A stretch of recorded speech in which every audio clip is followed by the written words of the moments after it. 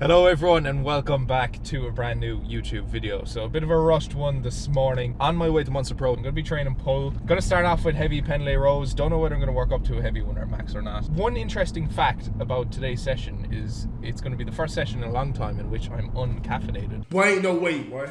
So the pre-workout of choice is not a Monster, it's not an Alani, it's not an Optimum Nutrition / OxyShred pre-workout. It's a humble banana and a Squares bar. So without further ado, gonna get straight into it, gonna get cracking. Hopefully I don't blow out a disc or something stupid like that. Let's find out.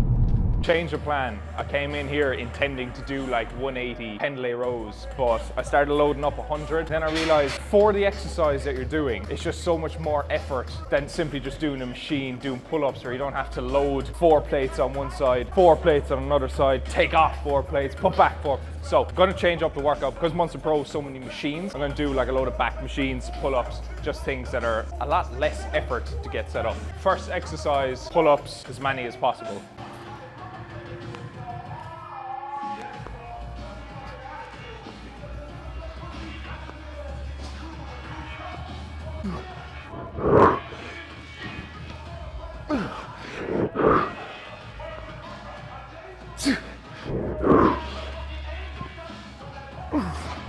It doesn't help that I left my headphones in the car. My forearms hurt, I'm not in the mood. I couldn't get the microphone working on the camera. Then I had to change the memory card, all of which is external mental clutter that's taken away from my focus to do as much as I can within my given session. Come on, Abby, show us how it's done. It's your first set?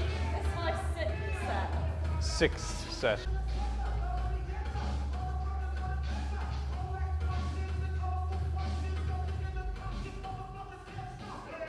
This is one of those sessions where I can't really be arsed with it, which is going to happen from time to time. You're going to come into the gym some days, you're just going to be like, there's a million and one things I'd rather do than do pull-ups, than do squats, than do bench press. When I'm in this mind frame, what I try to do is I try to keep the intensity as high as possible. So yeah, you're working as hard as possible, doing as much as possible, but I do that anyway. But I'll generally reduce the rest periods so that I'm reducing the time, number one, in which I'm hanging around, which is extending the length of the session and extending the length of time in which I don't want to be here. But also, it prevents me from having the time to think about how little I want to do the session. So if I'm resting 2 or 3 minutes in between each set, I'm spending those 2 or 3 minutes thinking, fuck me, cannot wait to go home, cannot wait to get out of here. Whereas if you just keep things snappy, you're doing a set, you're resting a minute, and then you're back into it again. And you're getting through the session quicker, but it's just also not dragging out as much.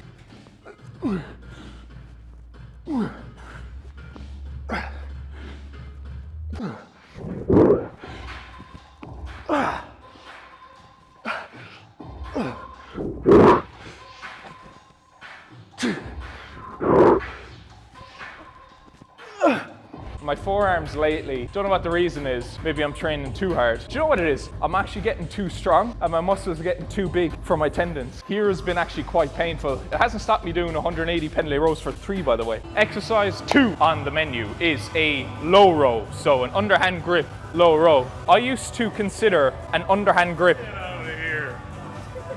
Damn hecklers. I used to consider an underhand grip inferior for training your back because I always thought, which hand position is the bar most likely to slip out of? Potentially you could argue it's the same likelihood, but I would argue you're more likely to hold onto the bar gripping it like that as opposed to gripping it like that. So as a result, because you couldn't load it as much, in my head at least anyway, I always thought that an underhand grip was inferior for training your back. But since coming onto the low row and remembering back when I used to train barbell row, my first ever barbell row variation was an underhand grip. Now, can I jump to assumptions as to which is a better exercise based off of the growth that I had in my first year? No, because I had a lot of beginner gains. But doing this low row here, I felt a contraction in my back that I haven't felt in many exercises, or at least in a very long time. It's one of those dry, raw contractions that you get across your upper back as you really pull the elbows back to that top position. So in essence, I like it. Biggest thing on this, especially chest supported row, you want to almost allow your shoulders to fold or to stretch out over the pad. So that's going to really stretch out your back and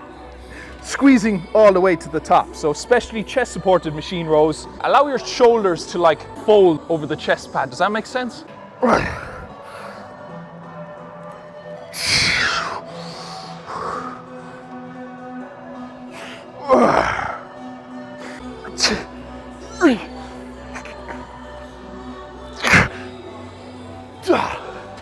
almost as if, and I'm not playing up to the camera, every YouTube that I film, I find a new favorite exercise. That chest supported low row, new favorite back exercise unlocked. Come on, let's talk more row. You're like lost in that machine.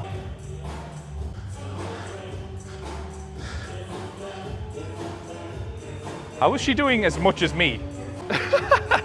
So I didn't think Abby was going to be the one who's going to force me to add the weight. But the fact that she can match rep for rep the weight that I was doing on this machine, I've no choice but to slap another 20 on. Embarrassing.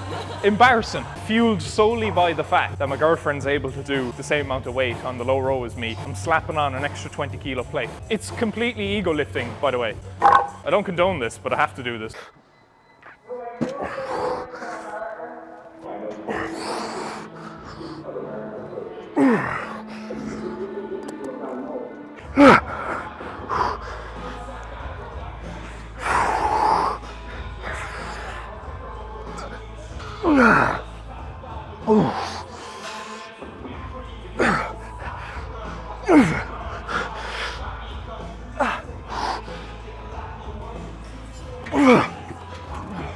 If that's not a testament to the fragility of masculinity, I don't know what is. Maybe I have to thank her. Maybe I just wasn't pushing myself hard enough, and it took a 50 kilo, 5'0" little girl to low row the same weight as me on the same machine to make me realize that I wasn't training as hard as I thought it was. So what does that say about you? By you, I don't mean Abby. I mean the person watching this, who still struggles to make progress week after week, month after month, year after year, and still insists on not signing up to the fitness coaching app. Third and final back exercise on the menu. An exercise that I don't do too often unless I'm in Monster Pro, and that's what I like about going to gyms that are heavily based around machines, is that you've got a massive selection of how you can train different muscle groups. So this right here, probably not going to be familiar with it. It's a very old school piece of equipment. It's called a lat pullover. What I tried to do with this is, because very easily you can see where my hands are here, you can start to press down with your hands and it becomes a semi sort of tricep exercise as opposed to being an exercise for your lats on your back. So what I tried to do is minimize the contact between my hand and the bar on top, so that all the force that I'm exerting is literally coming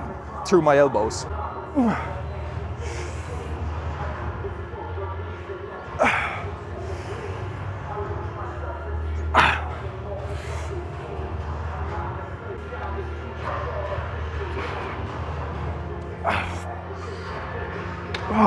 A helpful way to think about this exercise is when your elbow's at that top position, you're simply looking to drive your elbows into your back jeans pocket, essentially. So you're trying to drive the elbow into the crease of your hip. I've never pretended to be a logical man, and a logical man would train rear delts on the same day that he trains back. Because yes, technically it's part of the shoulder, but rear delts is certainly more a back exercise than it is a shoulder exercise. So as I said, I've never trained rear delts on back day, unless I was doing an overall pull day. I'm following like a bro split at the moment, and I've decided to throw in rear delts at the end of a back session. Just because your back is pumped, you're doing that movement anyway, the muscles around it are warm, makes more sense as opposed to just doing a random shoulder day full of ladder raises, front raises, and then all of a sudden you're just doing another pulling exercise. To climax this point, today's back session is going to end with a rear delt fly. I do a face pull as well. I tend to feel a rear delt fly, especially on the machine, a little bit better. Face pull can have a lot of momentum. You really have to lean back.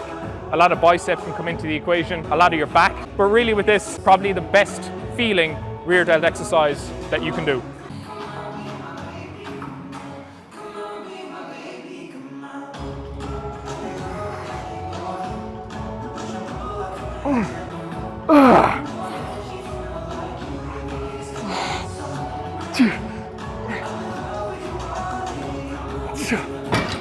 Shinné. Shinné means that's it. It's done in Irish.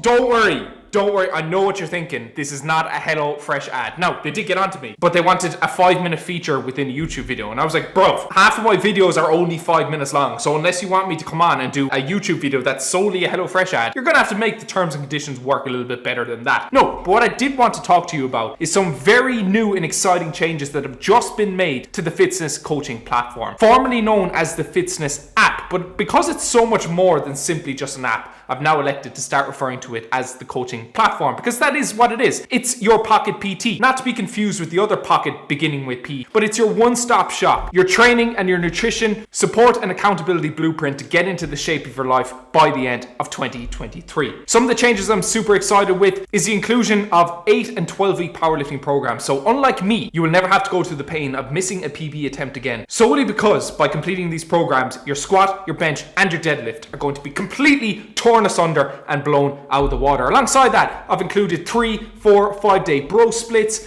for you to pack on as much muscle as possible to your frame. I've got 5 and 6 day Arnold splits, brand new push-pull leg splits, as well as my very own workout split that I have followed over most of the last 10 years to refine and build my physique to what it is today. So to cut a long story short, if you want to join the thousands of members who have already overhauled their physique, their strength, and their confidence using my systems, head to the link in the description and get your ass signed up prior to the 9th of October when prices will be increasing. Don't say you weren't warned. Pull session over and done with. So we're back at the house here. Believe it or not, I have to get this in here so that people know that I'm a domesticated male.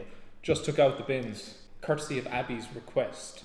And she thanked me for taking out the bins in my own house, which is something that I should be doing anyway, unless I have any inclination to live in shit, which is another story altogether. Breakfast meal, Abby's cooking. She didn't want the cheesy eggs, even though in my humble honest opinion her cheesy eggs are better than one of the best meals that she's cooked. So we have a good hit of protein, 4 eggs, cheese, a slice of cheese, 2 bacon medallions and a token gesture amount of lettuce for quote-unquote health. Very strange day today is the fact that I didn't have a pre-workout hit of caffeine, but I will be having a post-workout. It's fucking vile. Well, don't eat my lettuce then. Well, I have to because you put it on my plate and I need to appear to give a fuck about health. Shut up. Well done. Never again. How dare she come into my house and seek to better me as a person and better my health? What have you got to say for that? You're welcome. She's coughing and spluttering. It's a bit ironic, isn't it? The only reason that I put myself through the pain of eating quote-unquote healthy food, whether it's lettuce, vegetables, is so that I can eat shit like cookies and not feel as bad about it. You sure? Here you go. Thanks. Thank you very much. I ate 4 of them last night. Yeah. And 2 pastries. Because I was uploading 270 videos to the fitness coaching platform last night. Took me like 5 hours, and across the kitchen island was just a bag of these cookies. There was 5 of them in there, and like every 40 minutes I'd reward myself for uploading like 10 videos with another cookie. Did we eat lunch yesterday? No. So we had great plans of cooking a lovely dinner for 2, a romantic dinner for 2, but we went to Lidl, and in the midst of going to Lidl to pick up the dinner items, we picked up cookies, almond croissants, jam donuts, pack of Pringles. So we ate so many of them.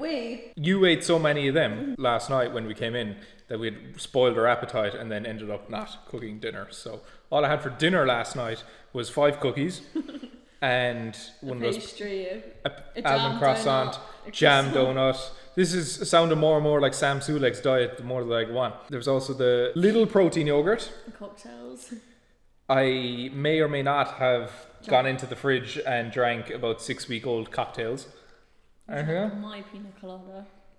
I drank Abby's pina colada. I went in the fridge and took Abby's protein drink from Lidl to finish off my protein. Yeah, sorry I had to find out like this. Did you actually? Yeah, check the fridge. Which one did you have? The vanilla. Have I still got a chocolate one? Yeah. See how thoughtful I am. When I was robbing her protein drinks, I went for the one that I knew she would like the least out of the 2. So you had 2 yesterday? You're so lucky. You had 2 yesterday? Yeah. And you were having a go, Abby, why are you buying 2? But you didn't cook me dinner, so I had to set the balance. I've taken the elective decision, the sensible decision to end the vlog here, because today I've been stressed off my gills getting the Fitness app back end ready for relaunch tomorrow. There's a couple of things going to shit right now, so I'll probably have a long night ahead of me trying to make sure that I get them right. But to ease my stress, Abby has so kindly ordered the 2 of us some Lockburger. So I want to give a shout out to the owners of Lockburger. Now, we paid full blast for this and we have the receipts to show for it.